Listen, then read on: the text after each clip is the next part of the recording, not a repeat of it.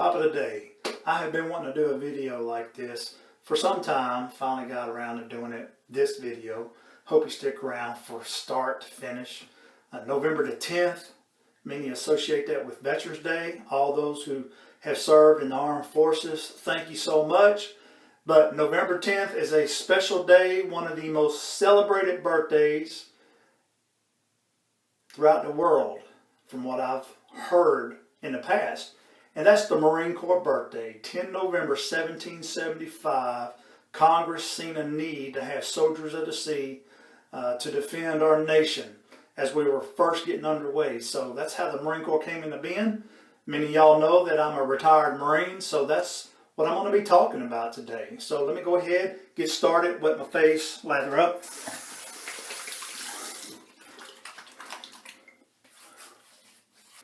Pre-shave. Let me share a little secret with y'all. This stuff right here, Sensitive Face Wash from Nivea, makes an excellent pre-shave gel. Just a little bit. It is slick. Smells good. When I just come out of the shower, that beard is ready for some work. Soap I'll be using is pretty cool.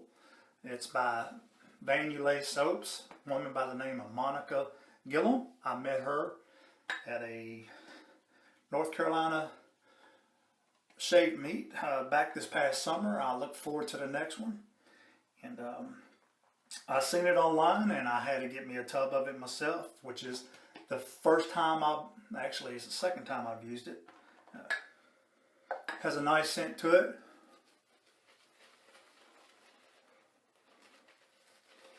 And the brush I'm using, I had specially made and designed for me. Turned by the Crazy Badger. Has a 28mm Nathan Clark Envy Premium Badger knot in it. And it's a huge knot, so it'll absorb some suds. And the razor.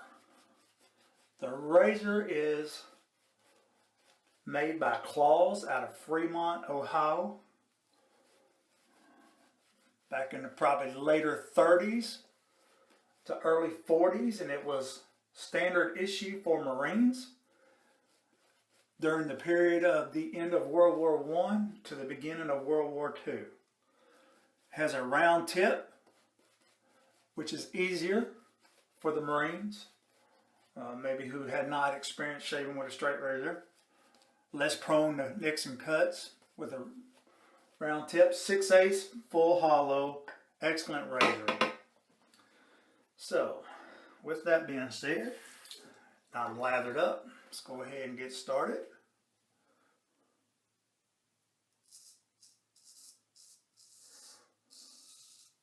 Lovely edge.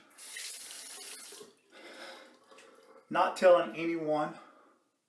One day approaching graduation of high school.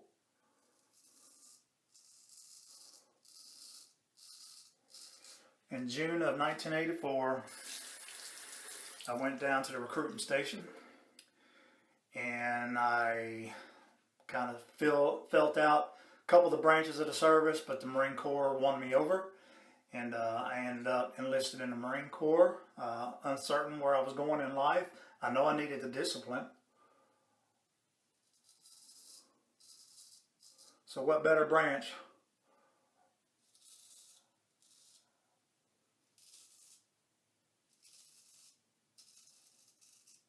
to join than the Marines?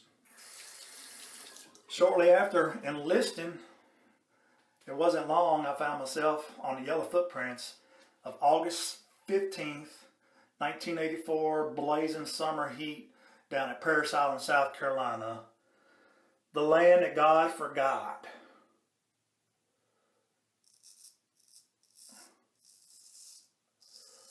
Remember, we got to the main gate and the bus driver's like, all right, everything that you've known up to this point in life is getting ready to change. Drill instructor got on at the main gate, told everybody to put their heads down between their legs, and he better not catch no one looking out the porthole when I had no idea what a porthole was, which is the windows of the bus.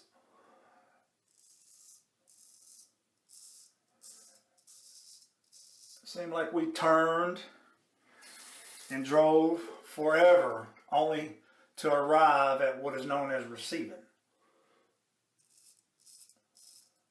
Got the Shabil, and you had about a heartbeat to get off the drill instructor's bus. He owned that bus. We all herded off of there, stepped on the yellow footprints, and that is when everything turned my world upside down for the good.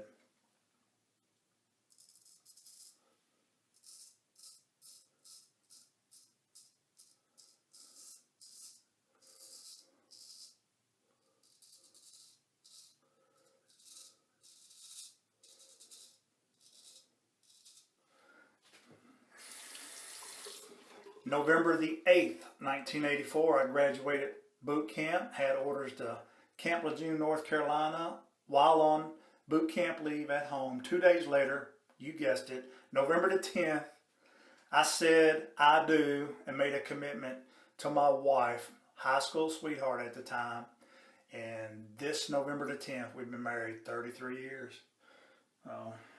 She's with me my whole time in the Marine Corps.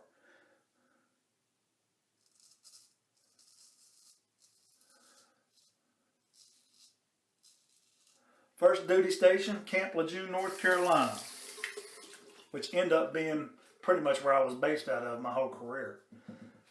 One thing I want to mention during that time, from 84 to 87, I met a guy by the name of Sergeant Moore that impacted me for the rest of my life. I wanted to be just like him. That's the good thing about the Marine Corps.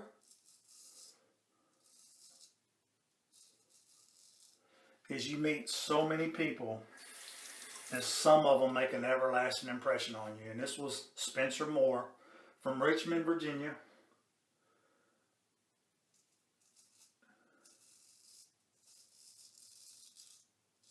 He was all about the Marine Corps, and he was a leader by example.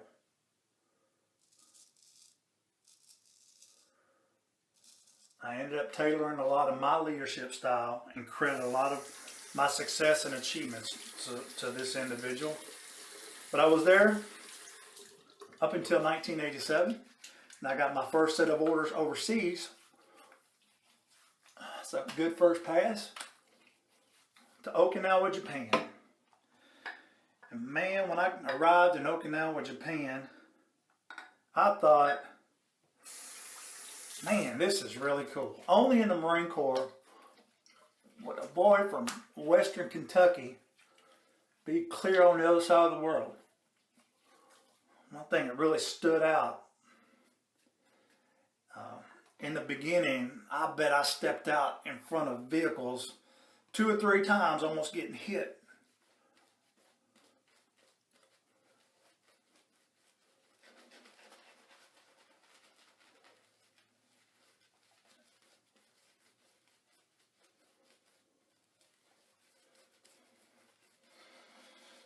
Okinawa, Japan.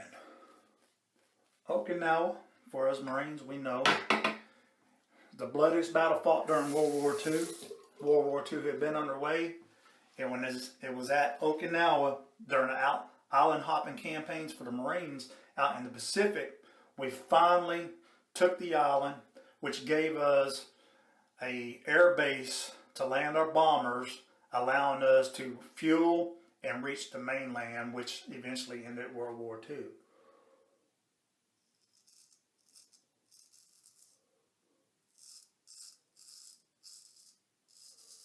A lot of lives were killed on Okinawa, both Japanese and American.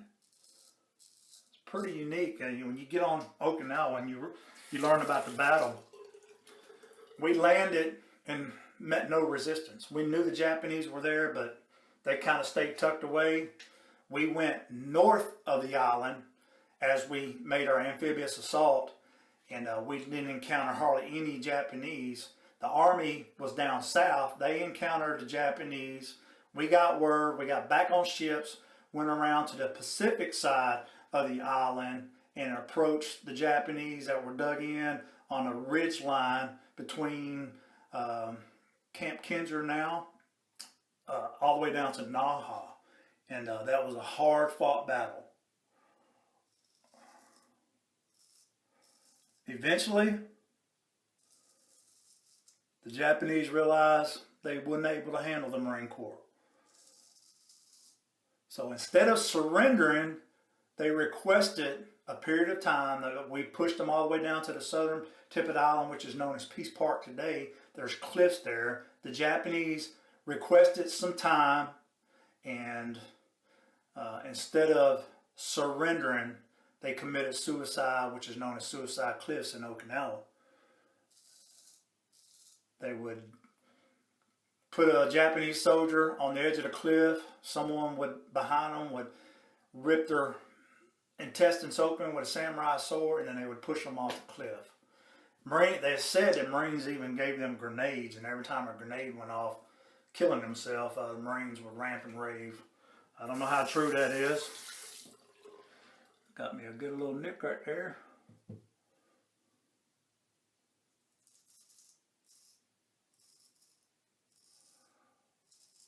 After a year in Okinawa, I returned back to Camp Lejeune. I re-enlisted, picked up sergeant, and asked to go to the drill field.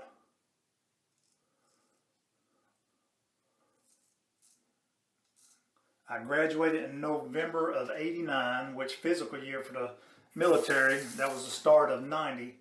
In January, I picked up my first platoon, and I was a drill instructor at that time for 2-year duty station from '90 to '92 at Alpha Company, 1st Recruit Training Battalion, Parris Island, South Carolina.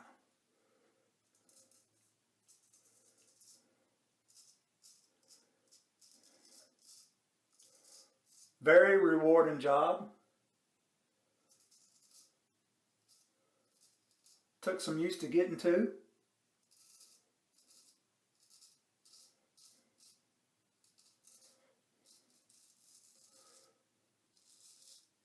Once you got it figured out, it really becomes fun. You get used to the hours, and then it's like, don't get any better. You eventually get to a point approaching your time to leave to where you are ready to leave. But I did 2 years, very rewarding, and to this day I occasionally have somebody on Facebook or YouTube or Gmail, and they'll just send a small token of appreciation what I did for them as a drill instructor, and they've not ever forgot me. So that's the little benefit that you get out of being a drill instructor.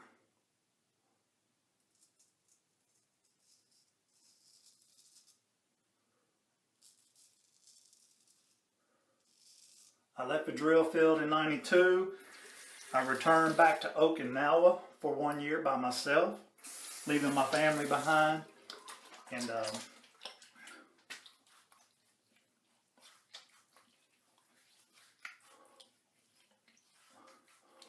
that was a transition going from recruit training regiment back to the fleet.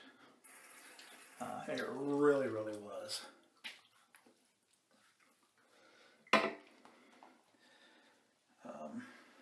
But after that transition and that 1 year, I got selected for Staff Sergeant on Okinawa and put it on my collar upon returning back to the United States, which I got assigned to Camp Lejeune again. Now I'm a Staff Sergeant, and I'm at Camp Lejeune for 7 years this time, just hopping from unit to unit. When I picked up Staff Sergeant, I went to the Staff NCO Academy to be an instructor for professional military education for staff non-commissioned officers, and by far that was the highlight of my career. I enjoyed that more than being a drill instructor.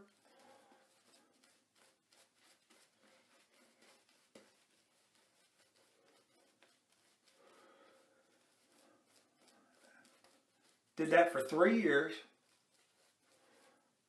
Worked around the best Marines that I've ever worked with. Totally professional, top notch, on top of their game. All right.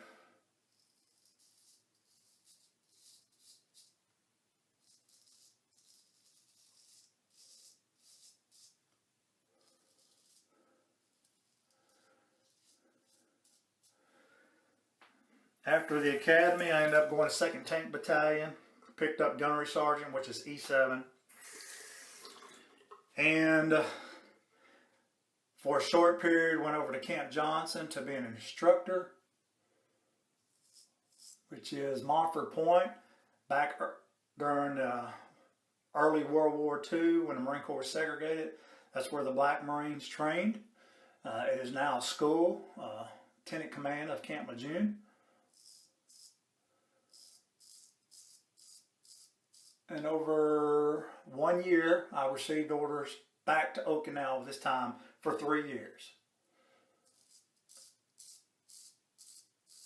By now, I know I'm getting ready to come up on my next promotion or be eligible for it.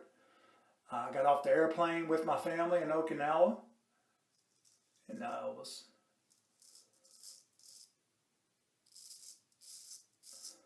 asked or attempted to be recruited to be an instructor again at the Staff NCO Academy on Okinawa. I've been there, I've done that. I wanted something else on my fitness reports, indicating and kind of beefing up myself ready for First Sergeant, because that's what I wanted to be. In the Marine Corps, you have an option of being in your technical MOS or going to First Sergeant, which is administrative, and I chose that route.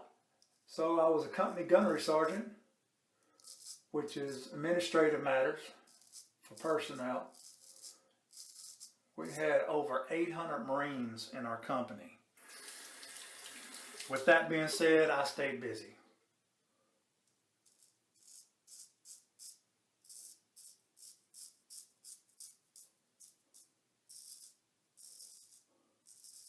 This is a phenomenal razor. Straight razors just provide the best shave, period. But I like all my other razors, and I've got about 3 or 4 single edge razors and shicks that I absolutely love. But I really love this Claws USMC 6/8.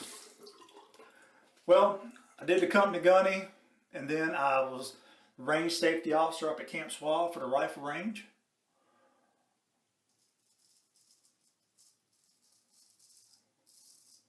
When the list came out, I learned that I was selected for First Sergeant, and found myself real fast checking out and ended up going to Thailand.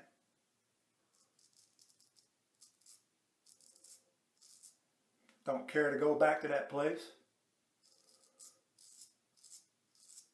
Hot, miserable. It's like a modern day Sodom and Gomorrah in town. Came back to Okinawa.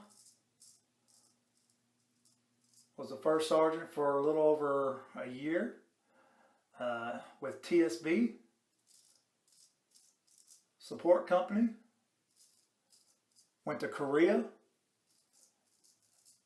Prior to leaving, had a field trip down to the DMZ. Actually was inside that building inside North Korea. Literally. And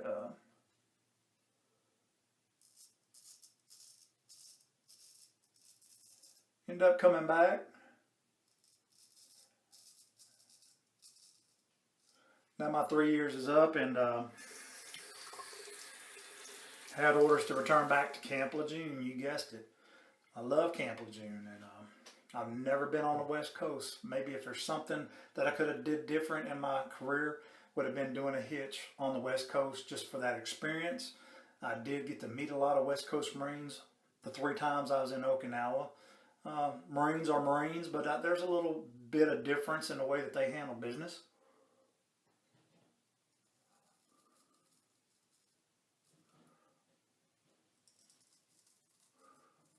I did 1 year CONUS, which was required of me returning back from overseas.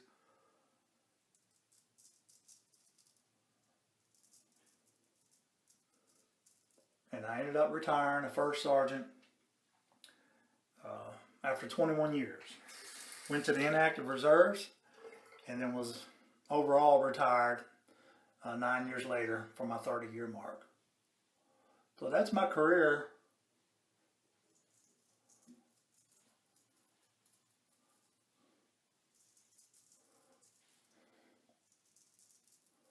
as a Marine, and no regrets, none whatsoever. I didn't get away from it as much as some people do when they retire by moving back home. I stayed here, and I got a job, which I now work aboard Camp Lejeune for the Marine Corps base and base operations. So I've always wanted to do that. Share with y'all a little bit about. I'm trying to wrap things up. Still got a little bit right there.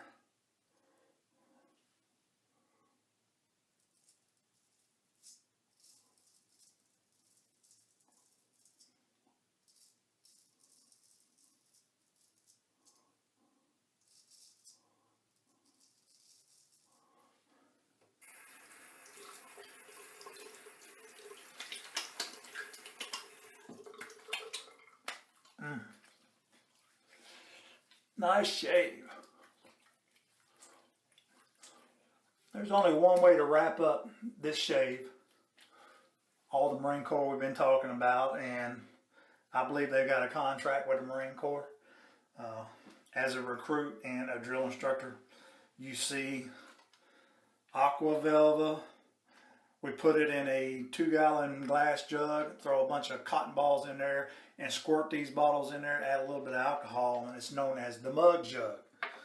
When we come out of the shower shaving, or the recruits come out of the shower, and they get done shaving, as they're walking out back into the squad bay, they grab a cotton ball, and they rub all on their face. We literally put that stuff in spray bottles and squirt it as air freshener. So the squad bay smells the aroma of aqua velva. So thank y'all so much for watching. I'm approaching 500 viewers. I'm hoping to see that increase. As long as it increases, as long as I receive emails, I'll continue to make videos. Over a period of time, you're like, what am I going to talk about? But I really look forward to this shave, and I hope y'all enjoyed it and you stuck with me from start to finish. Being a Marine is a state of mind. It is an experience some have likened more to a calling than a profession. Being a Marine is not a job, not a paycheck. It is not an occupational specialty. It is not male or female, majority of minority, nor is it a rank or insignia. Stars, bars, or chevrons are indicators of the responsibility or authority we hold at any given time. Rather, being a Marine comes from the eagle, globe, and anchor that is tattooed on the soul of every one of us who wears the Marine Corps uniform. It is a sharing mark in our innermost being, which comes after the rite of passage through boot camp or officer candidate school, when a young man or woman is allowed for the first time to say, I am a United States Marine. And unlike physical or psychological scars, which over time tend to heal and fade in intensity, the eagle, globe, and anchor only grow more defined and more intense the longer you are a Marine. Once a Marine, always a Marine. Long live the United States, and success to her Marines.